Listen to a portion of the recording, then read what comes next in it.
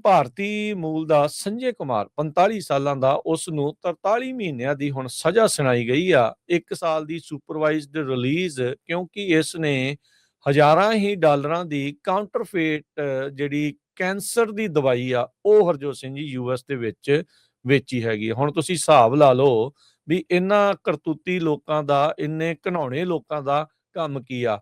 Cancer ਤੋਂ already ਜਿਹੜੇ ਪੀੜਤ ਹੁੰਦੇ ਆ ਲੋਕ, ਉਹਨਾਂ ਦੇ ਪਰਿਵਾਰਾਂ ਦੀ ਪਹਿਲਾਂ ਹੀ ਬੱਸ ਹੋਈ ਹੁੰਦੀ ਆ, ਤੇ ਉੱਤੋਂ ਇਹ ਭਾਰਤੀ ਮੂਲ ਦਾ ਜਿਹੜਾ ਸੰਜੇ ਕੁਮਾਰ ਆ 45 ਸਾਲਾਂ ਦਾ, ਇਹ ਆ ਕੇ ਉਹਨਾਂ ਨੂੰ ਕੈਂਸਰ ਦੀਆਂ ਨਕਲੀਆਂ ਦਵਾਈਆਂ ਜਿਹੜਾ ਉਹ ਦੇਖੋ ਵੇਚ ਗਿਆ ਹੈਗਾ। ਪਿਛਲੇ ਸਾਲ ਇਹਨੇ ਆਪਣੇ ਉੱਤੇ ਲਾਏ ਜਿਹੜੇ ਦੋਸ਼ ਆ ਉਹਨਾਂ ਨੂੰ ਕਬੂਲ ਕਰ ਲਿਆ ਸੀਗਾ। ਕਾਊਂਟ ਲੱਗਾ ਸੀ, ਇੱਥੇ ਦੋਸ਼ ਲੱਗੇ ਸੀ ਕਨਸਪੀਰੇਸੀ ਟੂ ਟ੍ਰੈਫਿਕ ਕਾਊਂਟਰਫਿਟ ਜਿਹੜੀਆਂ ਗੁੱਡਸ। ਅਦਾਲਤੀ ਦਸਤਾਵੇਜ਼ਾਂ ਦੇ ਮੁਤਾਬਕ ਹਰਜੋਤ ਸਿੰਘ ਜੀ ਅਗਸਤ 2018 ਤੋਂ ਜੂਨ 2024 ਦੇ ਦਰਮਿਆਨ ਸੰਜੇ ਕੁਮਾਰ ਨੇ ਆਪਣੇ ਜਿਹੜੇ ਸਾਥੀਆਂ ਦੇ ਨਾਲ ਮਿਲ ਕੇ ਜਿਹੜੀ ਪ੍ਰਸਕ੍ਰਿਪਸ਼ਨ ਡਰੱਗ ਹੈਗੀ ਆ ਕੇਟੁਡਾ, ਉਹ ਜਿਹੜੀ ਕਿ ਕੈਂਸਰ ਨੂੰ ਟ੍ਰੀਟ ਕਰਨ ਦੇ ਲਈ ਵਰਤੀ ਜਾਂਦੀ ਆ, ਉਹਦੇ ਕਾਊਂਟਰਫਿਟ, ਉਹਦੇ ਵਰਗੀਆਂ ਨਕਲੀ ਜਿਹੜੀਆਂ ਦਵਾਈਆਂ ਆ ਕੈਂਸਰ ਦੀਆਂ, ਉਹ ਵੇਚੀਆਂ। ਤੇ ਇਹਨੂੰ ਅੰਡਰਕਵਰ ਏਜੰਟਸ ਨੇ ਜਦੋਂ ਖਰੀਦਿਆ ਤੇ ਇਸ ਨੂੰ ਫਿਰ ਰੰਗੇ ਹੱਥੀ ਜਿਹੜਾ ਉਹ ਫੜ ਲਿਆ ਗਿਆ ਸੀਗਾ।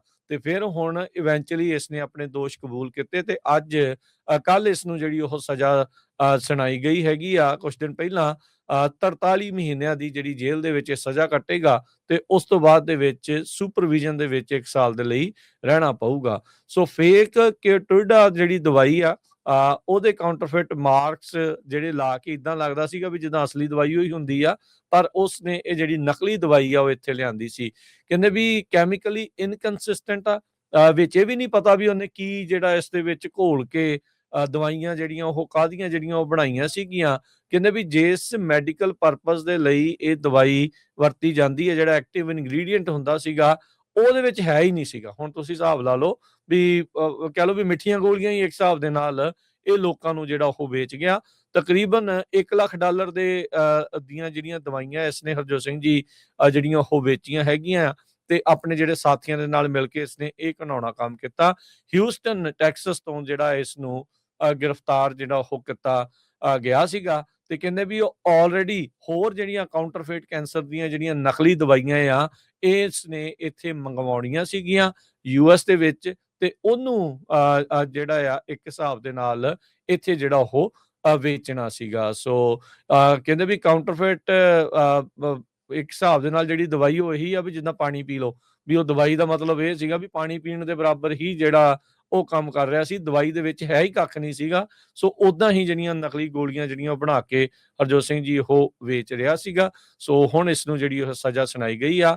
ਇਹ ਪਹਿਲਾਂ ਵੀ ਹਰਜੋਤ ਸਿੰਘ ਜੀ ਭਾਰਤੀ ਮੂਲ ਦੇ ਕਈ ਜਿਹੜੇ ਬੰਦੇ ਆ ਇਦਾਂ ਦੇ, ਖਾਸ ਕਰਕੇ ਇੱਕ ਤਾਂ ਫੈਂਟਨਲ ਦੇ ਕੈਮੀਕਲਸ ਵੇਚਣ ਵਾਲੇ ਮਾਮਲੇ ਦੇ ਵਿੱਚ ਵੀ ਅੰਦਰ ਹੋਏ ਨੇ, ਉਹਦੇ ਵਿੱਚ ਵੀ ਜਿਹੜੇ ਗ੍ਰਿਫਤਾਰ ਹੋਏ ਨੇ ਉਹਨਾਂ ਨੂੰ ਸਜ਼ਾਵਾਂ ਜਿਹੜੀਆਂ ਹੋ ਚੁੱਕੀਆਂ ਆ।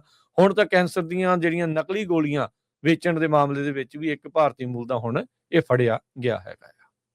ਪਿਛਲੇ ਹਫ਼ਤੇ ਤੇ ਬੇ ਏਰੀਏ ਦੇ ਮਿਲਪੀਟਸ ਸ਼ਹਿਰ ਦੇ ਵਿੱਚ ਵੀ ਇੱਕ ਇੰਡੀਅਨ ਮੂਲ ਦਾ ਜਿਹੜਾ ਡਾਕਟਰ ਆ, ਉਹ ਅਰੈਸਟ ਹੋਇਆ ਹੈਗਾ ਸੈਕਸ਼ੂਅਲ ਹਰਾਸਮੈਂਟ ਦੇ ਵਿੱਚ। ਅਗਰਵਾਲ। ਅਗਰਵਾਲ।